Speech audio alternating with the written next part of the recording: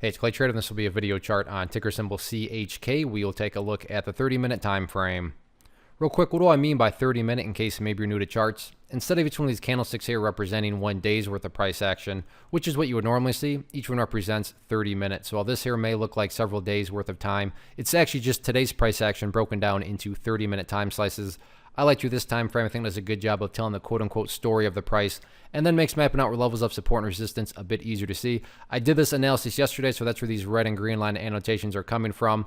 And update's probably not the right word, more so confirmation of a couple levels that I talked about. Namely, this green line right here, which in yesterday's video I talked about as support. And then also I talked about the purple line right there, which is the 50-period simple moving average as support. And you can see the stars have kind of aligned.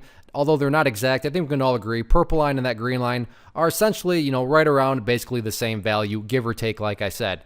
And sure enough, the power of charts, just think about it, that things were just getting nasty, nasty, nasty. And then, oh, what a coincidence. Look right where the price seemed to have bottomed out for now. Now, don't get me wrong. I wish the market was this easy and I could sit here and say that this is guaranteed bottom. No such thing as a guarantee. But is it shocking that the price, paused here, and would it be shocking to see some sort of bounce? Would not be shocking at all, but no such thing as a guarantee. So don't go grab your kids' college tuition money and throw it all in there and said, hey, some guy on the internet said it's for sure going to bounce. Not saying that.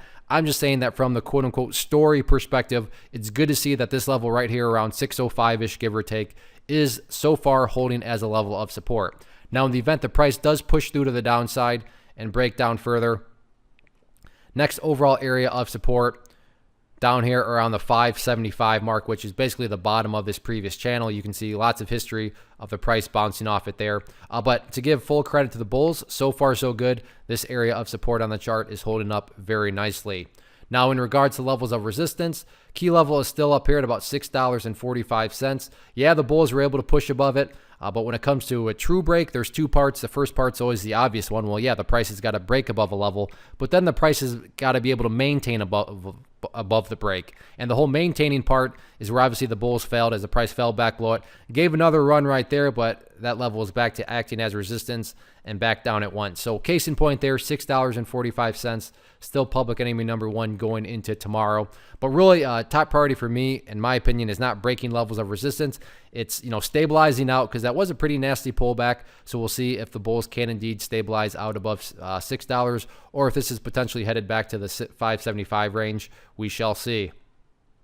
One of the biggest questions I get is, hey Clay, how do you find the stocks that you trade? So what I've done is put together this free resource guide where I talk about the tools that I use to locate stocks that I find interesting and think may have potential. So if that sounds like something that could add value to you as a trader, then click that image right there and I will email you the guide. The guide is very short, it's to the point, and like I said, it is free. Thanks for watching. Have a good one.